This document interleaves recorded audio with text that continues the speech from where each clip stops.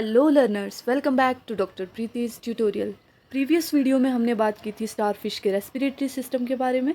आज हम डिस्कस करेंगे इसका सर्कुलेटरी सिस्टम। तो बात करते हैं स्टारफिश के सर्कुलेटरी सिस्टम की। स्टारफिश है, इसमें ह्यूमन की तरह सर्कुलेटरी सिस्टम नहीं होता, but instead of circulatory system they have water vascular system. और ये वाटर वास्कुलर सिस्टम जो है ये इनकी बॉडी में सर्कुलेट करता है वाटर को, as well as nutrients and excretory material को। तो जो सर्कुलेटरी सिस्टम है स्टारफिश का, it is composed of several parts.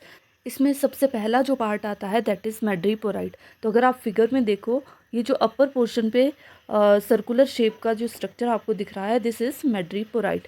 और ये मैड्रीपोराइट जो है, मैंने जब मॉर्फोलॉजिकल फीचर्स बताए थे वहाँ पर भी बताया था कि जो सेंटर है बॉडी का, वहाँ से एक स्टोन केनाल ओपन अप होती है और उसके इंटीरियर पोर्शन पर मैड्रीपोराइट प्रेजेंट होता है, जो एक फ़िल्टर की तरह एक्ट करता है। तो ये जो मैड्रीपोराइट है, it is a kind of a sieve plate जो मेनली कैल्शियम कार्बोनेट की बनी होती है, and it allows the water enter and exit out of the starfish body. इसके अलावा जो सेकंड पार्ट इसमें आता है दैट इज़ रिंग कैनाल। तो जो स्टारफिश का ये सेंटर वाला रीजन है, यहाँ पर जो एक कैनाल प्रेजेंट होती है, it is in the shape of a ring, और इस कैनाल को हम बोलते हैं रिंग कैनाल। थर्ड जो इसमें आती है दैट इज़ रेडियल कैनाल।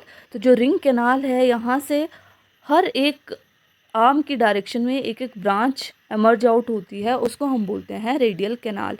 तो ये जो रेडियल कैनाल है, it is in the form of a branch out from the central ring and run towards the end of the each arm. Next जो part इसमें आता है दैट इज़ लेटरल कैनाल। तो जो रिंग कैनाल से centre की side से as की तरफ जो आपकी रेडियल कैनाल राइज हो रही थी, उससे भी आपको छोटी छोटी यहाँ पर एक्सटेंशन देखने को मिलती हैं। ये वाली जो कैनाल्स हैं, इनको हम बोलते हैं lateral canal. So this canal arise from the radial canal and run towards the tube feeds. Next जो पार्ट आता है दैट इज़ एम्पुला। तो एम्पुला जो है, इन लेटरल कैनाल के एंड पे ये बल्ब लाइक स्ट्रक्चर जो है, इसको हम बोलते हैं ampulla. It helps in the movement. तो अगर आप स्ट्रक्चर देखो तो दिस इज़ द रीज़न जहाँ पर लेटरल कैनाल जो है वो रेडियल कैनाल के साथ में अटैच्ड होती है। ये जो अपर रीजन पे स्ट्रक्चर आपको दिख रहा है, इसको हम बोलते हैं एम्पुला, और नीचे वाला जो ये स्ट्रक्चर आपको देखने को मिल रहा है, इसको हम बोलते हैं ट्यूब फीट। नेक्स्ट जो पार्ट आता है दैट इज़ ट्यूब फीट। और स्टारफिश की बॉडी के अंडर साइड पे बहुत सारे हंड्रेड्स ऑफ ट्यूब फीट्स आपको देखने को मिलेंगे। तो अगर आप यहाँ पर देखो तो जो स्टारफिश की आर्म्स हैं, उनके सेंट्रल एक्सिस में यहाँ पर आपको हंड्रेड्स ऑफ ट्यूब फीट्स देखने को मिलेंगे।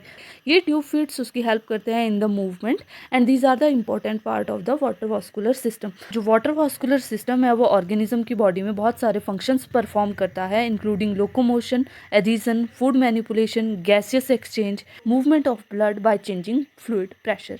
अगर हम ट्यूब फीट के स्ट्रक्चर की बात करें तो ट्यूब फीट जो है, it is composed of 3 parts, जिनमें सबसे ऊपर वाला जो रीजन आता है उसको हम बोलते हैं एम्पुला।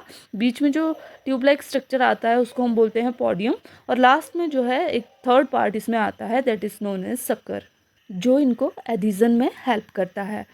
नेक्स्ट जो पार्ट आता है that is Tiedemann's body. Tiedemann's body जो है, they are small glandular structure. आप यहाँ फिगर में भी देख सकते हो, ये ऑरेंज कलर के जो स्ट्रक्चर दिख रहे हैं, दीज आर टाइडमैन्स बॉडी।